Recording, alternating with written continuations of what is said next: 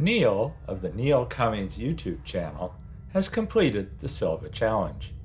As you may recall, here's the box of stuff that I sent to him, and here's what he did with it. According to Neil, a city works crew is working downtown Vancouver when the world goes to hell. They take cover in a military armory nearby. Once the dust settled, they grab some cars from the nearby exotic custom car dealerships, one being a speed racer car with no engine.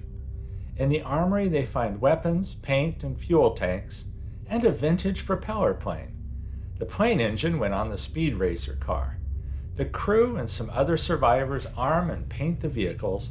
Once ready, they head out east, a 3-hour drive to Chilliwack, a rural city full of farms and small mountains, to set up a base camp. The scout car goes ahead. If any horde is found, he reports back. The big boys come through, followed by the buses full of people, flanked and protected by the rest of the cars. I love this fleet that you built, Neil. This is great. Everybody, he started his YouTube channel. There is a link to the channel in this video.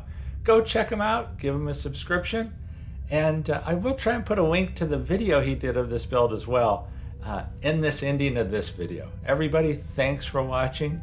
Catch you in the next one.